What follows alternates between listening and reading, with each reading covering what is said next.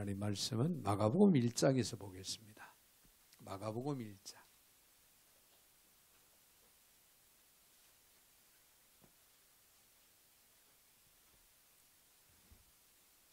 마가복음 1장 1절부터 8절까지 제가 받들어 봉독에 올리겠습니다.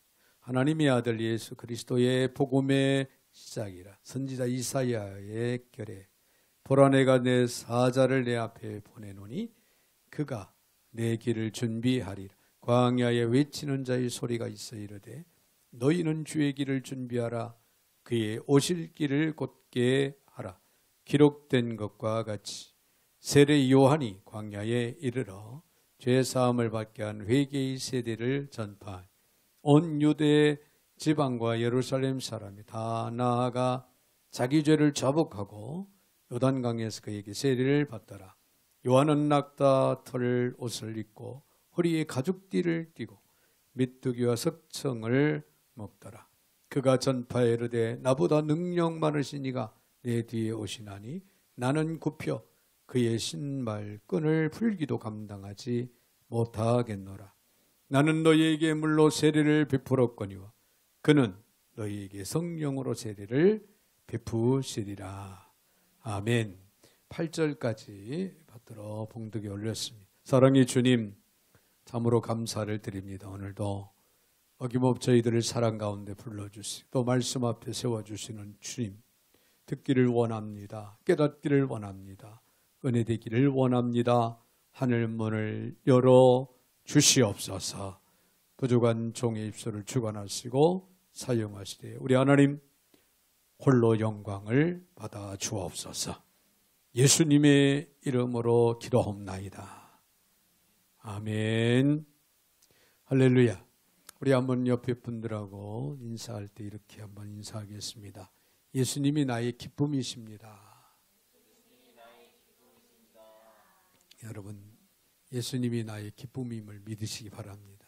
예수님 때문에 내가 기뻐하고 즐거워하고 행복하다. 예수님 때문에 나는 정말 힘난다. 살맛이 난다. 네, 이런 마음, 이런 믿음이 우리 마음 가운데 있으셔서 여러 가지 어려웠고 힘든 환경이 우리에게 다가온다 할지라도 우리가 하나님 안에서 예수님 때문에 누릴 수 있는 그 기쁨으로 극복하고 이겨나갈 뿐만 아니라 날마다 승리하는 삶을 살아가는 저와 여러분이 되시기를 주의 이름으로 축복합니다. 할렐루야. 자, 어떤 것이 소명일까? 여러분, 소명에 대해서 생각을 해 보신 적이 있죠? 우리 신앙인들은 하나님의 부르심이라고 하는 이 소명, 반드시 우리는 기억하고 또 알고 깨달아야 됩니다. 네, 하나님의 부르심이 있기 때문에 오늘 이 땅에 우리는 태어났고 또 때를 따라 하나님이 우리를 부르셔서 하나님 백성 자녀 삼으셔서 하나님을 아빠 아버지라 우리가 부르고 하늘의 소망을 가지고 우리가 살아가는 겁니다. 분명한 나를 향한 우리를 향한 하나님의 부르심, 그 소명이 있다는 거예요. 그 소명을 깨닫는 사람들은 내가 해야 할 일이 무엇인가를 알기 때문에 내가 가야 할 길이 어느 길인가를 알기 때문에 뜨거운 사명감에 살아가게 됩니다. 그 사명을 감당하기 위해서 힘쓰고 애쓰고 노력을 합니다. 사도 바울은 사도행전 20장에 보면은 하나님께서 그에게 소명을 불어넣어 주신 걸 깨닫고 고백을 합니다. 그것은 다름 아닌 복음을 증거하는 일이었어요. 그래서 바울은 복음을 증거함에 있어서는 내 생명을 조금 더 귀하게 여기지 않는다고 그랬어요. 하나님께서 그 부르신 그 소명을 깨닫는 순간에 그는 그것을 위해서, 즉 복음을 증거하는 것을 위해서 자기 생명을 귀하게 여기지 않고 그 사명을 감당하기 위해서 자기는 생명을 바치겠다. 그렇게 고백하는 고백을 우리가 들어볼 수가 있죠. 그 고백과 같이 사도 바울은요, 결국에는 로마에까지 가서 복음을 증거하다가 순교를 당하잖아요. 네, 어느 날 스펄전 목사님의 제자들이 스펄전 목사님에게 물어봤다고 합니다. 목사님, 소명이 뭔가요? 소명이 도대체 뭘까요? 그거 물어보니까 스폴전 목사님이 3마디로 답변을 해 주었다고 합니다. 그 3마디가 뭐냐면은, 먼저는 제일 귀하게 보이는 것이 소명이다. 여러분들이 생각할 때 제일 내 생활 속에서 제일 귀하다라고 느껴지는 것이 바로 소명이다. 예를 든다면 의사가 환자들을 고치는 일을 귀하게 여기면 그 사람은 의사로서의 소명이 있는 거예요.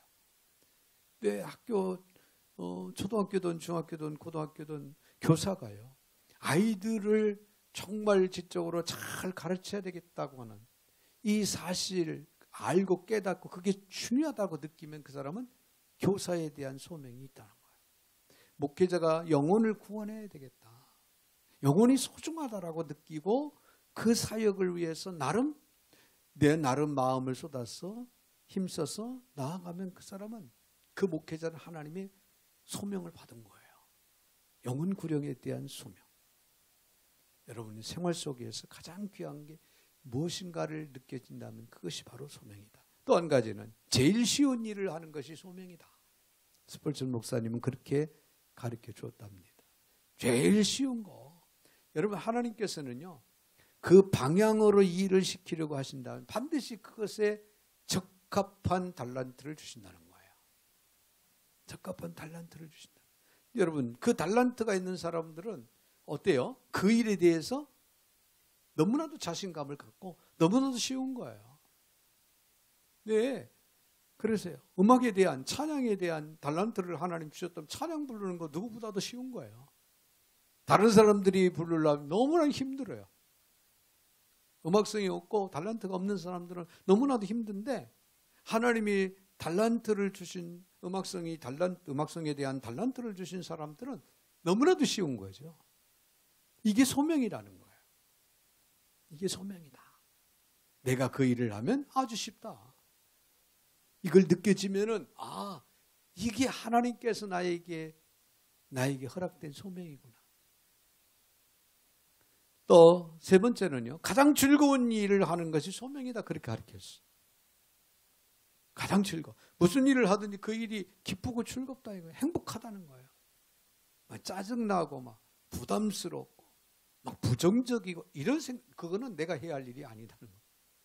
그러나 이 일만큼 내가 전도하는 일이 너무나도 즐겁다. 그건 하나님이 소명이에요. 하나님이 우리를 부르신 소명입니다. 할렐루야. 이해가 되시면 아멘. 그런 하나님께서 우리에게 허락해 주신 소명임을 깨달을 때는 피곤하지도 않아요. 졸립지도 않습니다. 그리고 내가 손해본다, 희생한다라고 하는 생각도 갖지 않습니다. 당연한 것이고 늘 하면서도 기쁘고 즐겁고 행복하다 그 말이에요. 이게 소명이다. 여러분, 하나님의 부르심에 그 소명이 대단한 것처럼 우리가 생각하지만은, 하나님이 우리에게 부르셔서 우리로 하여금 귀한 삶을, 귀한 사역을 감당케 하시는 그 소명은요, 우리가 능히 할 수 있고 할 수 있도록 하나님이 도우시는, 또 하면서도 우리에게 유익하고 기쁘고 즐거운 것이다. 이렇게 생각한다면 하나님의 그 소명을 감당하기 위해서는 우리는 얼마든지 할 수 있고 해야 된다. 할렐루야. 자, 오늘 본문에서 예수님은 세리 요한을 가리켜서 여자가 낳은 자 중에서 가장 위대한 사람이다. 그렇게 이야기를 합니다. 일찍이 여자가 낳은 사람 중에 그보다 더 위대한 사람은 없었다. 그런 말씀이죠. 사실 얼마나 세리 요한을 예수님께서 높이 평하고 높이 그 이름을 세워주십니까? 그는 예수님보다 6개월 먼저 이 땅에 태어났어요. 세리 요한은. 네, 예수님을 증거하기 위해서 이 땅에 태어난 사람이다. 그렇게 고백하고 있지요. 어떤 의미에서는 구약시대와 신약시대, 즉 구약과 신약의 분수령을 이루었던 사람이다. 우리는 그렇게 이해를 할 수가 있습니다. 또 옛시대가 지나가고 새로운 시대, 즉 새로운 시대, 신약시대라는 새로운 시대가 이제 밝아올 때 예수 그리스도를 증거했던 최초의 전도자요 증인이었던 사람이 바로 세례 요한이었습니다. 또한 모든 시대를 초월한 상징적인 그리스도인이에요. 세례 요한이면은 그리스도인다운, 즉 그리스도인으로서의 상징적인 본을 받을 만한, 모델이 될 만한 그런 사람이었다. 사실 오늘 이 세례 요한에 대한 말씀을 제가 준비하면서 저 자신도 많은 것을 생각하게 되고 많은 것을 깨닫게 되고 그때 은혜를 받으면서 말씀을 준비를 했습니다. 세례 요한은 예수 그리스도를 위해서 이 땅에 태어난 거예요. 그리고 예수 그리스도를 전거하기 위해서, 예수님의 첩경을 평탄하기 위해서 그는 생을 살았어요. 마지막까지. 그리고 예수님이 오시자, 태어나시자마자 이제 사역을 하시자마자 그자 세례 요한은 내순교자로 사라지게 됩니다. 정말 신앙인의 삶으로서는 흠잡을 데 없을 만큼 모범이 되는, 그래서 그리스도인으로서의 진정한 모델이 될 수 있는 사람이 세례 요한이다. 자, 어떤 면에서 그럴까? 먼저 우리가 생각할 수 있는 것은 요한은요, 자신의 소명을 알고 있었다는 거예요. 자신의 분명한 소명을 알고 있었어요. 다른 말로 표현한다면 하나님이 부르심을 알았다는 거죠. 하나님이 왜 나를 나를 부르셨는가? 이 사실을 분명하게 알았다. 오늘 본문의 2절에 보면 선지자 이사야 글에 보라 내가 내 사자를 내 앞에 보내노니 그가 내 길을 준비하리라. 구약시대의 선지자를 통해서 이미 예언되어 있는 가운데 그가 태어난 거예요. 그는 자기가 무엇 때문에 이 땅에 태어났는지를 분명히 알고 깨달은 사람이에요. 그의 소명은 뭐였을까요? 복음을 전가하는 것. 예수 그리스도를 전하는 것. 이것이 바로 세례 요한의 소명이었어요. 복음이 뭘까요? 복음은요, 기쁜 소식이요. 언어적으로 볼 때 기쁜 소식이다. 기쁜 소식은 무엇이 기쁜 소식일까요? 예수 그리스도가 하나님의 아들이고 우리의 구세주죠. 할렐루야. 그가 인류를 구원하기 위해서 이 땅에 오신다고 그랬어요. 그가 인류의 죄를 담당하기 위해 십자가에서 피 흘려 돌아가신 거예요. 그리고 3일 만에 부활하신 겁니다. 부활의 승리를 우리에게 안겨주셨죠. 그러니 여러분, 예수 그리스도 즉 복음이 얼마나 기쁜 소식이에요. 이 기쁜 소식을 전하기 위해서 세례 요한은 이 땅에 태어났고 그의 소명은 바로 복음을 전가하는 거였다. 그런 얘기입니다. 이 위대한 복음을 처음으로 선포했던 사람이 바로 요한입니다. 그는 메시아가 오실 때 사람들이 그를 믿을 수 있도록 준비시키고 길을 닦는 그런 역할을 한 사람입니다. 여러분, 예수님이 소망이시고 구원이시면 사람들로 하여금 예수 그리스도를 믿게 하는 일보다 더 중요한 일이 어디 있겠어요? 어디 있겠습니까? 그런 생각을 참 많이 했어요. 이번에 몽골 사역자들을 보내면서 한 20여 명이 저희 선교관에 오셨죠. 아마도 다음 주일, 그 다음 주일 추수감사주일까지 몇 분이 함께 예배에 참석할지는 몰라도 2주 동안은 계속해서 또 몽골 사역자들이 함께 우리 예배 드리는 그런 시간이 될 겁니다.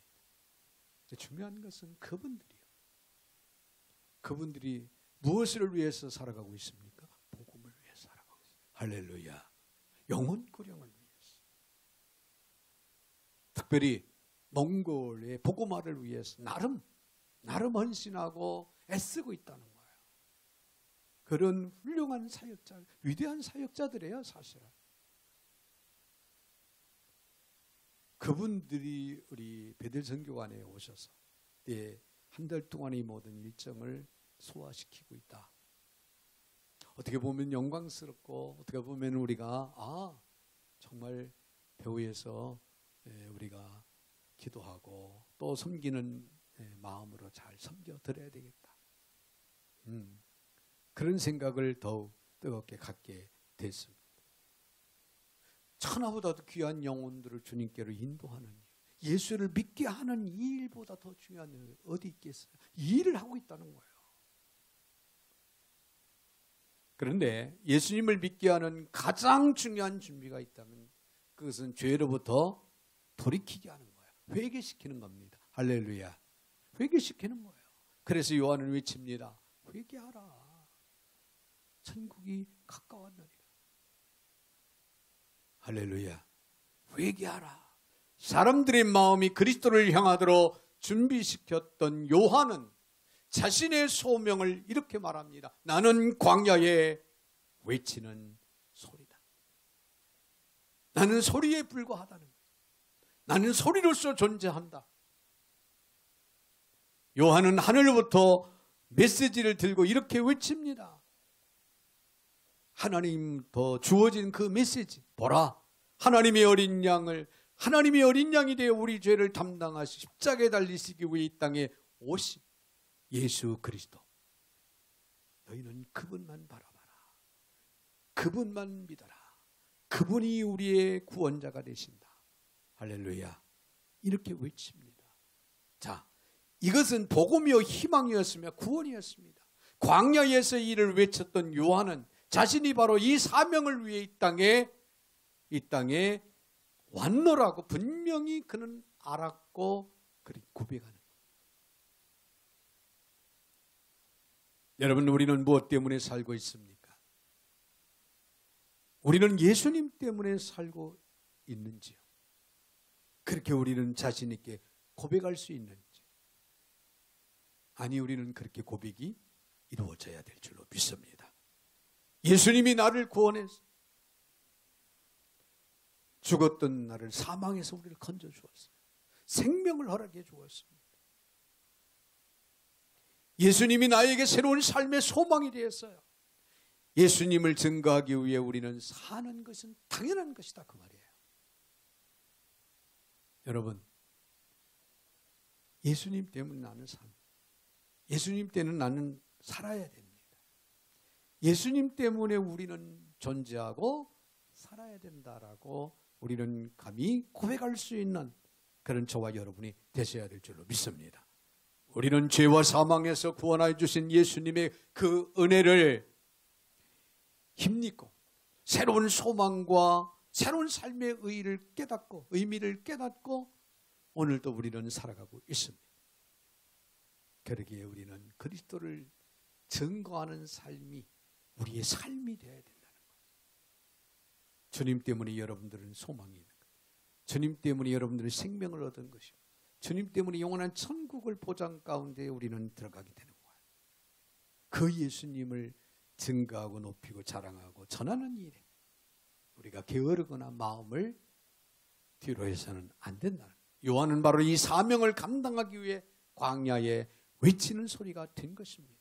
제 자신의 소명을 알고 주어진 그 사명을 감당했던 사람이기에 요한은 우리에게 그리스도인들에게 모델이 될 수 있는 그런 사람이었다. 더 나아가서는 요한은요, 소명을 위해서 단순한 삶을 선택했다는 거예요. 뭘 위해서? 소명을 위해서. 6절에 있는 말씀을 봅니다. 요한은 낙타털 옷을 입고 허리에 가죽띠를 띠고 메뚜기와 석청을 먹더라. 그렇게 기록하고 있죠. 여기 약대털 옷은요, 팔레스타인 땅에 살고 있던 당시에 가난한 서민들, 그 서민들이 선택할 수 있는 유일한 옷이었습니다. 그리고 좀 괜찮게 사는 사람들은 그 약대털 옷에 장띠를 둘렀는데 그 띠에 장식을 한 띠를 둘렀어요. 근데 세례 요한은 장식이 없는, 그죠? 민자 띠를 이렇게 둘렀습니다. 자, 요한이 두른 가죽띠는 장식이 없는 가장 보편적이고 단순한 허리띠였다, 그런 얘기예요. 또 메뚜기를 먹었다. 당시 팔레스타인의 가난한 사람들이 가장 애용했던 단순하고 간편한 먹거리가 바로 메뚜기였습니다. 이 목사님도 어릴 때 시골에서 논두렁 이렇게 가다 보면 메뚜기들이 참 벼에 붙어 있었어요.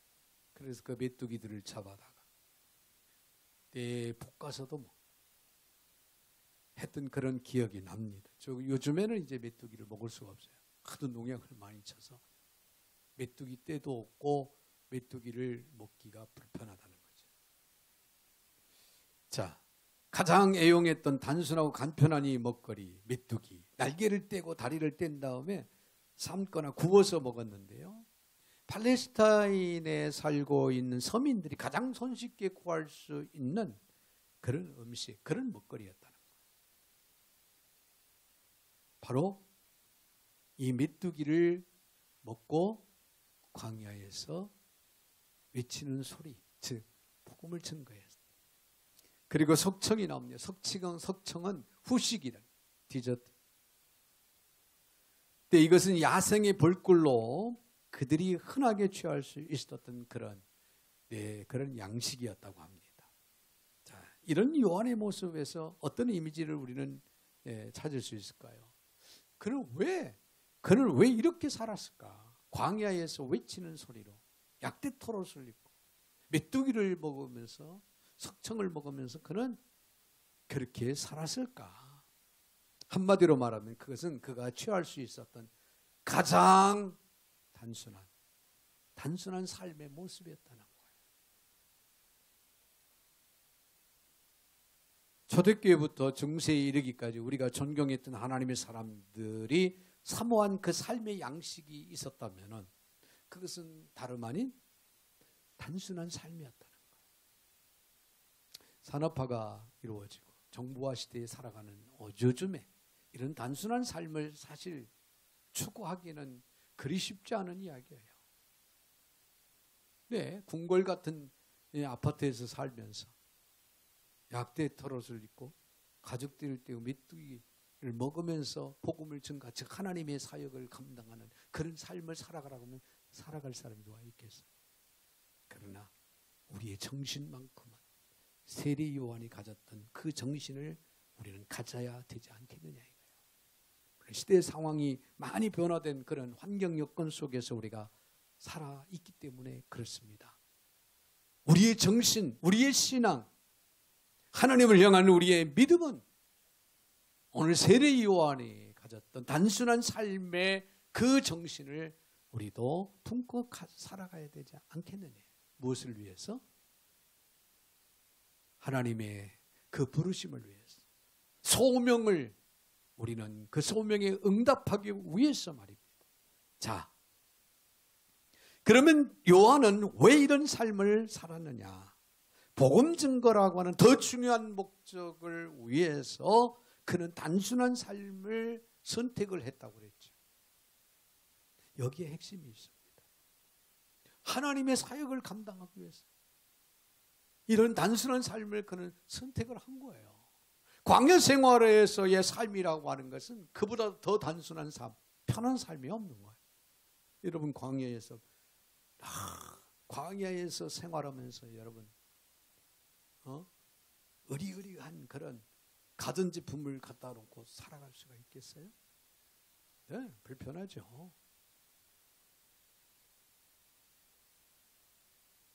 오늘 본문의 말씀을 보면 광야라는 단어가 몇 차례 나옵니다. 3절에서도 광야에 외치는 자의 소리가, 또 4절에서도 세례 요한이 광야에 이르러 죄 사함을 받게 하는 회개 세례를 전파했더라. 12절로 쭉 내려가서도요, 또 광야에 몰아내신지라. 그리고 13절에도 광야에 40일을 계시면서 사탄에게 시험을 받으시더라. 네, 예수님에 대한 그 말씀이 있죠. 이 광야라고 하는 단어가 쭉 나옵니다. 여러분, 이스라엘 백성들이 애굽 땅을 떠나자마자 들어간 곳이 어딜까요? 광야였습니다. 약속의 땅 가나안을 가기 위해서 반드시 거쳐야 할 곳이 어디였어요? 광야였어요. 무려 광야 40년을 이스라엘 백성들은 거쳐서 약속의 땅 가나안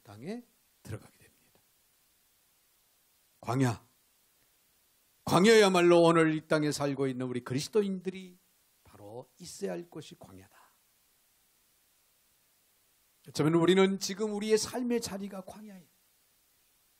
우리는 광야의 삶을, 광야에서의 삶을 지금 살아가고 있다. 이것이 바로 이스라엘 백성들의 광야 생활을 통해 상징적으로 우리에게 보여주고 있는 그런 메시지입니다. 예수님을 믿는 순간 우리는 광야길로 들어서는 거예요. 할렐루야. 할렐루야. 이스라엘 백성들이 양의 피를 문지방 문설주에 바르고 죽음의 사자가 지나갔어요. 즉 사망에서 그들이 건짐을 받았지요. 구원을 받았잖아요. 그래서 애굽을 이제 출애굽을 합니다. 출애굽을 하자마자 그들은 어디로 간 거예요? 광야길로 이제 향한 거예요. 우리가 예수 그리스도를 통하여 구속함을 받은 그리스도인이 되면서 우리는 광야의 인생을 살아가고 있는 거예요. 광야. 여러분, 광야를 지나고 있는 나그네입니다. 나그네에게 적합한 삶의 형태는 뭘까요? 나그네가 만약 순례의 길을 가는 도중에 왕궁 같은 집을 딱 짓고 거기에 접착한다면 여러분 광야길을 갈 수 있겠어요? 목적지를 향해서 약속의 땅 가나안 땅을 향해서 갈 수 있을까요? 못 가죠. 그 왕궁에서 머물기를 원하죠. 그렇습니다. 예수 믿는 우리 그리스도인들이 이 땅에 소망을 두면 우리는 멈춰버려요. 광야길에서 멈춰버립니다. 약속의 땅 가나안 땅, 즉 젖과 꿀이 흐르는 영원한 천국을 향해서 나아가는 발걸음이 멈춰지는 거예요. 그래서 광야의 나그네 인생을 우리는 지혜롭게 현명하게 잘 살아가야 된다. 할렐루야. 이해가 되시면 아멘. 우리는 이 땅에 사는 동안 나그네다운 삶을 필요하다는 거예요. 나그네로 인생을 우리는 살다가 하나님 부르시면 빈손 들고 하나님 앞에 가는 게 우리 인생이에요. 그래서 나그네 같은 인생이라는 거예요.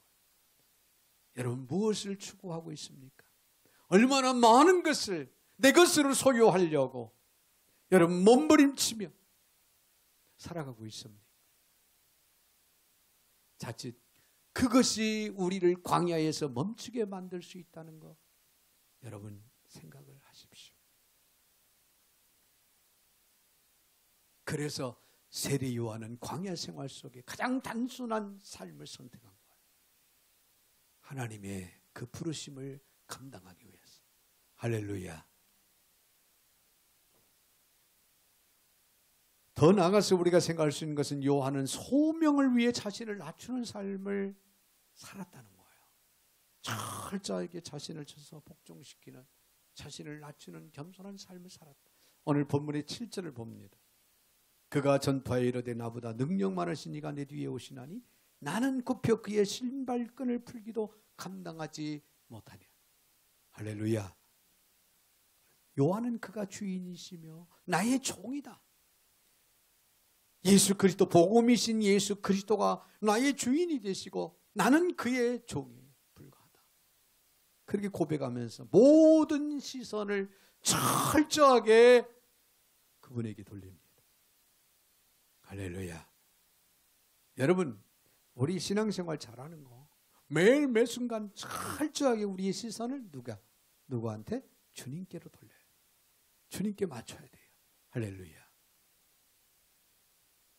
요한복음에 보면은 더욱 감동적인 고백을 들을 수가 있어요. 요한복음 3장 30절에 그는 흥하여야겠고 나는 쇠하여야 하리라.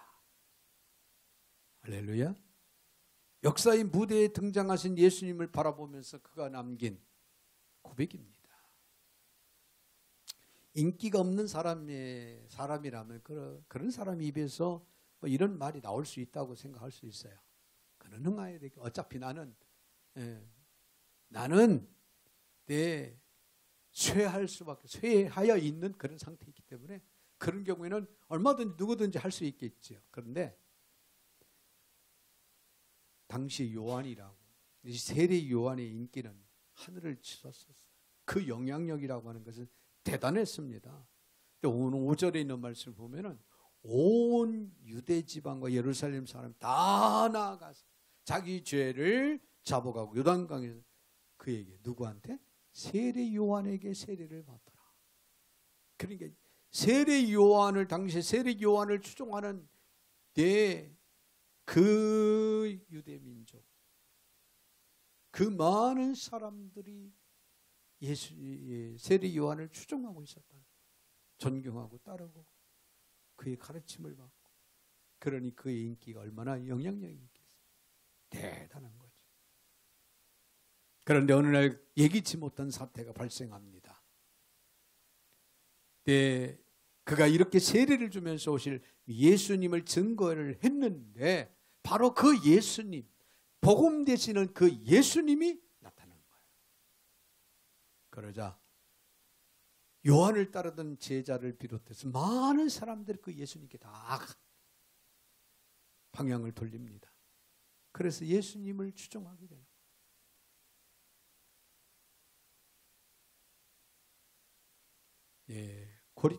코리텐 붐이라고 하는 네덜란드 출신의 할머니가 있었는데요. 그녀는 나치의 핍박 속에서 살아남아 감동적인 그런 간증으로 세계적인 전도자의 역할을 감당했던 그런 여성입니다. 교회마다 찾아다니면서 간증을 하는 거예요. 간증. 그 간증 소리에 많은 성도들이, 많은 사람들이 은혜를 받습니다. 박수갈채를 보냅니다. 그런데 이상하게도 그녀는 기쁨이 없어요. 그 많은 사람들이 환호하며 존경하고 박수를 보내는데도 그에 따르는 그 기쁨이 없다는 거죠. 그래서 한 기자가 물었답니다. 그때 할머니, 여사님, 어찌하여 이 많은 사람들이 할머니 대단하다고 칭찬하고 위대하다고 칭찬하고 박수를 보내는데 얼굴에 기쁨이 없습니까? 라고 질문을 하니까 한마디로 이렇게 이야기를 하더라. 나귀가 착각하면 쓰겠는가? 여러분 이해가 되십니까? 종려주일 예수님을 등에 태운 나귀 기억나지요? 그 나귀가 착각을 하면 안 된다는 거예요. 나귀가 착각하고 자기 등에 태운 예수님을 떨쳐버린다. 내가 사람을 왜 태우냐? 그러면서 그 일을 마다한다. 만약에 예수님을 등에 태웠다고 해서 자만해버리면 그 나귀가 되겠느냐 이거야. 쓰임을 받겠느냐 그런 얘기예요. 대단히 훌륭한 그런 이야기가 아닌가 그렇게 생각을 해봅니다. 우리가 그렇습니다. 요한은 철저하게 그래서 그리스도를 높이기를 원했던 사람이고 자신의 증언처럼 광야에서 외치는 소리였다는 거지. 소리의 사명은 메시지를 전달하는 데 있습니다. 소리가 모양이 있어요? 아름다운 모양? 아름다운 어떤 겉으로 드러나는 미모? 이런 것들이 필요한가요? 아니에요. 소리만 전달하면 돼요. 전달한 다음에는 어떻습니까? 침묵합니다. 조용한. 소리는 그렇습니다. 그것이 바로 요한의 생애였어요. 요한의 생애였습니다. 예수님이 무대 위에 오르시고 드디어 공생의 사역을 시작하시자 요한은 곧 무대 뒤로 퇴장을 합니다. 그리고 순교의 제물이 되어 감동적인 생애를 마치게 되죠. 역사 속에 위대한 영향을 끼쳤던 하나님의 사람들이 갑자기 순교의 제물로 사라지는 이유가 무엇일까요? 어떻게 보면 그들의 인생이 허무하고 아쉽고 너무 서글프게 느껴질지 모릅니다. 그러나 여러분, 그분들은 생을 그리스도만을 높이고 그리스도만을 증거하고 그리스도만을 자랑하다가 살아간 광야의 소리처럼 아름다운 인생을 마감한 거예요. 우리가 사실 이렇게 살 수만 있다면 오늘 저와 여러분의 인생은 최고의 인생일 겁니다. 할렐루야. 여러분, 이 땅에서 목에 힘주고 떵떵 자랑스러운 인생을 살아간들 여러분의 결과가 하늘나라에 기억되겠습니까? 아닙니다. 어떻게 보면 이 세상에서 인기가 있고 너무 많은 사람들로부터 존경을 받으며 놀라운 그런 대단한 인생을 살았다. 하나님께서 나는 도무지 너를 모른다고 하면 그건 끝입니다. 아무런 의미 없어요. 그런 인생은 아무런 도움이 안 되는 거예요. 자신에게. 그렇습니다. 우리가 복음을 전하거나 그리스도의 이름으로 봉사를 할 때 한순간도 잊지 말아야 할 사실이 있습니다. 우리는 우리 자신이 아닌 그리스도를 전하는 자라는 사실. 그리스도를 전하기 위해 증거하기 위해서 그리스도를 드러내기 위해서 나는 오늘도 존재하고 있다고 하는 사실을 한시도 우리는 잊지 말아야 된다는 사실. 여러분 우리는 왜 살고 있습니까? 장수하기 위해서? 이 땅에서 나의 이름 석자를 남기기 위해서? 후손들에게 많은 유산을 물려주기 위해서 내가 존재하고 살아가고 있습니까? 아니에요. 우리 영의 사람들은 내가 왜 살아가고 있습니까? 하나님의 그 소명에 응답하기 위해 살아가는 거예요. 이 사실을 우리는 오늘 이 시간 반드시 기억을 해야 될 줄로 믿습니다.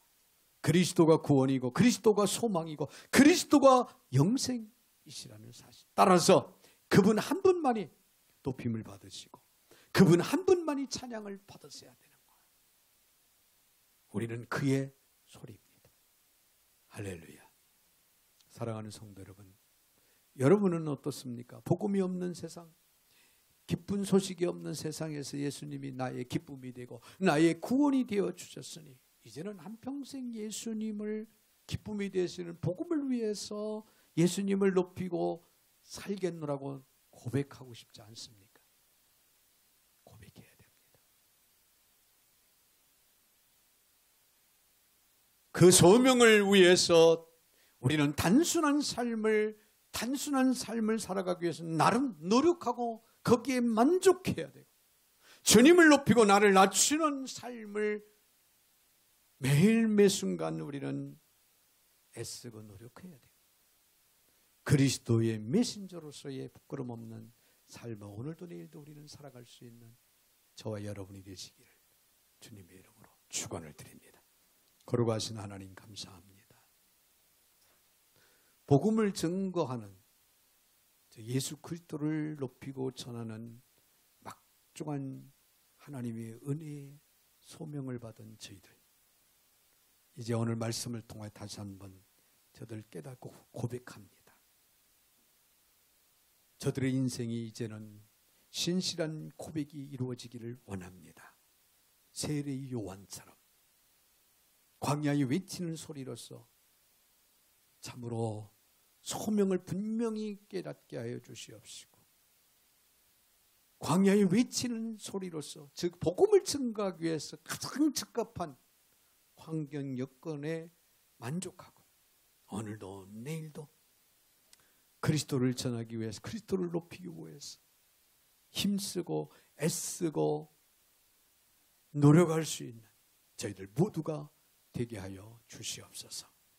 예수님의 이름으로 축복하며 기도하옵나이다. 아멘.